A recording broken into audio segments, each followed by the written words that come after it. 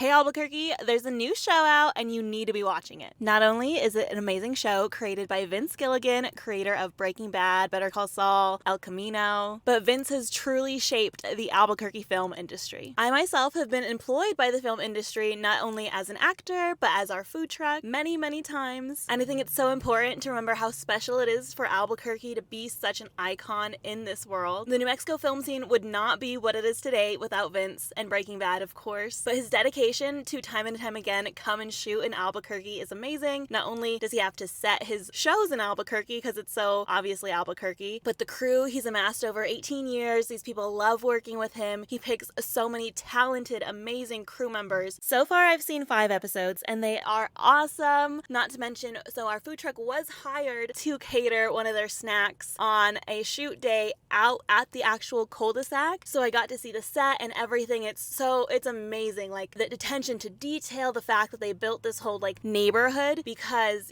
we've seen what's happened to the Breaking Bad house and the owner who resides there. So they really wanted a place where they could shoot without interrupting anyone's lives, keeping everything separate, being able to shoot any time of day. I really think that has been so beneficial to this shoot. So of course, when we were contracted to go serve on set, we didn't really know what it was. At the time, it was shooting under the name Waikaro, which actually is the book series that the main character writes in the story. But we were invited on set, we got to serve, and luckily I've served so many film sets that I recognize so many crew members. They recognize me. It's so great to see them over years and years of serving. Also, I'm not sure if we served Vince particularly. He dresses for the elements. So he posted a video, thanking Albuquerque and everything. And I was like, oh, I totally could have seen him that day and just not known because he's dressed for the elements. We're there, to make the crew have a good time. So I don't really see a lot of talent. It's such a special opportunity to be on set. And I never want to put our job or anything at risk. So of course, I'm not snooping around. I'm not taking pictures. I'm not going anywhere. We just stay. Basically, it was base camp, but right next to the cul-de-sac. So of course, I know where it is. I'm not going to tell anyone. I'm sure it's out there somewhere. But Vince has also said there's security 24/7. You should be listening to the podcast that comes out after each episode. And they go really behind the scenes and the details and everything. I loved hearing everything they have to say about it. But more importantly, it's out there,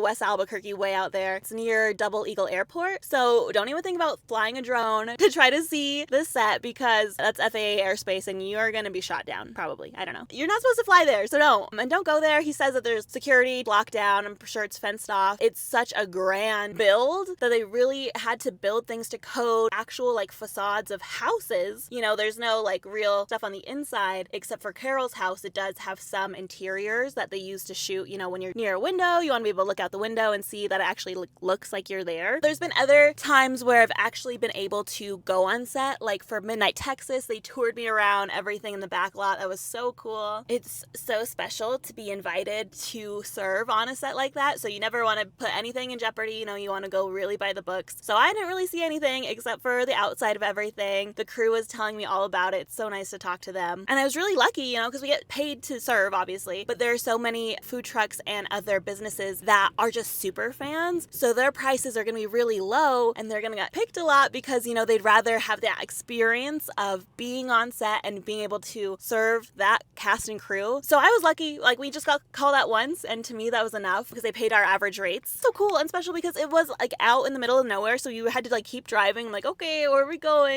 But it was such an amazing experience. I was a little nervous to start watching the show because the pressure's pretty high. Obviously, Vince Gilligan is a master in everything he does. So I wasn't scared in that way, but I'm like, what's this going to be about? Like what's going on? So it is something that you have to be like dedicated to start watching. Like, okay, I'm going to pay attention. I'm going to want to know what's going on. I'm going to figure it out because it is like a slow start. It's like, okay, we're here, what are we doing, what's going on, and a little confusing, but once you really understand what's happening, and I do not really want to go into detail because it's so important that you go in blind, I feel. It's out on Apple TV. Luckily, Apple, is the one that paid them for this, so thank you, Apple TV. Of course, Apple TV has Severance, which is kind of in the same vibe. It's very similar in that way. If you've recently upgraded your iPhone, you get 3 months free of Apple TV. I'm pretty sure like any Apple purchase comes with 3 months of Apple TV. This is the show you're going to be wanting to watch. Anyways, so one of the first episodes involves the main character going to Barnes & Noble because she's an author and she's doing like a book signing and everything. And of course it's our Barnes & Noble, like here in Albuquerque, very iconic, very recognizable. In the storyline, they're set in Dallas and then they fly back into Albuquerque, which was funny because it's like, oh, my brain knows that's like down at Coronado Mall, but it's in Dallas in the storyline, which is fine. What else? It's just so amazing. Of course they shoot at the Sunport. It's funny because they have this tracking shot of them walking from like the bag carousels and they have like a little shop down there where her books are, but it's like, if you are from Albuquerque, you know there's no commerce that takes place on that floor, you know, it's just where you go get your bags, where you go out the door to get picked up. So just like little funny things like that. After that, they head over to Vernon's Speakeasy. I forget what they call it in the show. That's an actually very iconic Breaking Bad spot because that's technically where Walter White is laid to rest. His headstone is out there, over there, because obviously it'd be disrespectful for people to go visit one that's in an actual graveyard, so they put it there. Very special. Like, I need to go check out Vernon soon. They do a long take on 4th Street. An amazing scene. It's giving lots of The Last of Us. That's not a spoiler, but like one of those types of shots. And I'm like, dang, I am so impressed. I'm so thankful that it's a weekly release because I love when you can watch one episode, go to work, talk to your coworkers all about it all week. And then for me, like, I love watching the YouTube theorists talk about it and do like reviews or like reaction videos, because then not are you getting them doing one episode of like, oh, this was the full season. No, you're getting an episode after every episode release, having more content to watch, more stuff to talk about, more theories, more time to like think about it. When you have a binge type drop where all of the episodes go out, you watch it right away and it's like done, back of your brain. Like, oh, that was over. Like, now I know what happened, but like you don't really get to enjoy it. So I'm so thankful that they're doing weekly releases. That's how God intended. The Sprouts scene, they have a scene that takes place at Sprouts and it's phenomenal. You're like, what do you mean it's a grocery store? No, it's phenomenal. They were saying how they actually shot the exterior at a closed Sears, and I'm pretty sure the Sprouts they shot at was the Sprouts in Four Hills, which does not make sense for where Carol's house is, you know, geographically. Every shot that you can see in the mountain, you can basically like be like, oh, no, that's that part of Albuquerque. That's where they are in there. So it is hard when you're a local. You're like, why is she at like 3 Sprouts away from where she lives? But that doesn't matter. It's still amazing. The choreography of the actual background actors. Oh my gosh, don't get me started on the background actors. I've worked background many times. It is a hard job. It's so much fun. If you have the opportunity to work background, you can do it once and have an amazing experience and just be happy with having it done once. Something I love about when things are shot in Albuquerque is that it looks like Albuquerque people. It's like, oh my god, those are New Mexicans. Those are what New Mexicans look like and like sound like. It's amazing because it just looks like I'm watching my friends. Like, it's so immersive for me being born and raised New Mexican. Like, literally my 23andMe says I'm New Mexican. That is my race. Anyways, amazingly talented background actors and movement choreographers, just stuff that you would just be like kind of grazed by on any other shoot, but they really, really are just so dedicated to the craft. Of course, so many of the background actors are fans, I'm sure, of Vince Gilligan's work, because who isn't, to be on set and wanting to like prove yourself and act as best as you can because you're so invested in this world he's building. It's so special, and I love seeing people that I recognize and it's so fun, especially like when you do background stuff, to like watch the episodes like, oh, I'm in this episode, or this is like, I'm in that scene. Because when you're on set, you never know what like the actual timeline of what's getting shot is going to be in what episode, and it's just all kind of random. And then of course you get kind of spoilers as being background because you're like, oh, this is going on now. In your head, you don't really know what the story is yet. So that's always fun and crazy. If you've been on any like sound stages, that is crazy. They'll have a set inside a sound stage. The exterior could be like a window, but the window's like a screen. So it feels like you're so immersed, like you're looking outside, but it's inside this big old building, and like awesome. I did go to school for film, and obviously I don't do that because the hours are so long. It's an amazing job if you are built that way. I'm not built that way. You know, there's some times where, you know, we'd get a call time like 7 a.m. as background, and they wouldn't use you until 9 p.m. And then actually one time that was the case. I forget what, it was that Vegas show, I forget. They cut the scene. I'm like, oh, cool. But I'm like, also, wow, it's like all this money money invested into this scene and then it's just dropped, which is like what movie is, but it's crazy. Also the food, the crafty, everything is so amazing. That's the best part of working on a giant film set, is the catering is phenomenal. It makes long hours like worth it because you get amazing food. Just do it to get fed.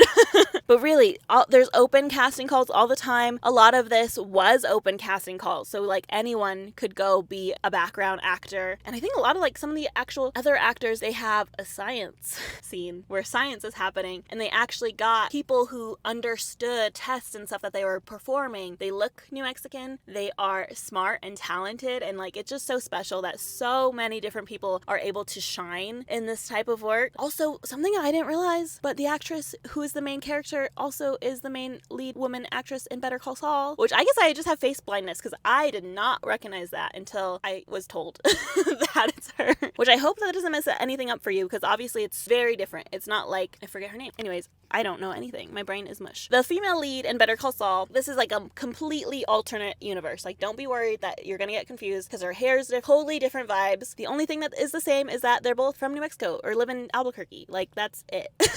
I believe they're the two main actresses currently, like in the storyline. They are phenomenal.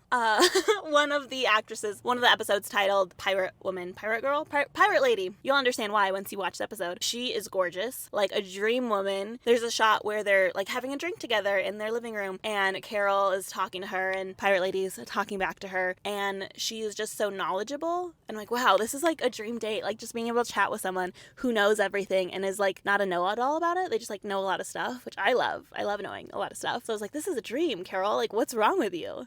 But it's amazing. I don't want to give too much away because you need to be watching it. My parents need to watch it too. Like, hey, mom and dad, let me go put this up on your TV so you can watch it. I'm not sure how many episodes. I know at least 8 episodes. I'm at a work thing now, so I'm like waiting for work to start. But I just want to stay here and chat about everything. Also, I haven't really asked a lot of my friends that I know in the film world if they have done work for this project, because a lot of the times they like don't want to talk about it because you gotta wait till it's out, which I love. I love when people are so professional about it and don't want spoilers, don't want anything. But yeah, so they have a post-show podcast that you should also listen to. I listen to podcasts 24/7, so it's not 24/7, you know, the waking hours that I exist. It's so nice to have some more context for the episodes, how they shot it. They shot a lot of stuff, not a lot of stuff, but some stuff in Spain. Gorgeous, and I'm blown away every time I see a shot. Especially, you know, Vince likes to do a lot of impossible shots, which there are some in these first few episodes. Are like, man, that is so cool. Like, how did they film that? What is going on here? Because it's impossible. There's just so many talented people that I love that there are so many local New Mexicans that get to shine on this show, you know, behind the scenes or whatever. The art department has so much attention to detail. Like, I'm sure it helps when your budget is huge. Like, that's awesome. But it's just like they really care to make a good show, and they do a lot of practical stuff, you know, not so much in post. Like, sure, there's post needs to happen. I am just so blown away, and I'm so glad I watched it. I was scared. I really was. There's so much to live up to Breaking Bad. Obviously, I do not want to give too much away because there's a surprise that kind of happens, and as I was watching it, I was kind of spoiled on what was happening. Like, eventually, you know, like, oh, this is what's going on. Leave a comment down below if you have worked on this. I'm sure so many of my followers have because we're so local to Albuquerque. No spoilers, obviously, because I'm so excited. There's so many theories that have kind of spoiled it in a way, but it's like, no, you don't really know until the end of what actually happens, what Vince's actual goal was in the storytelling. So I'm just looking forward to each and every episode. I might make more of these depending if people are interested. It is amazing. Anyways, I hope you have an amazing rest of your day, and I'll see you next time.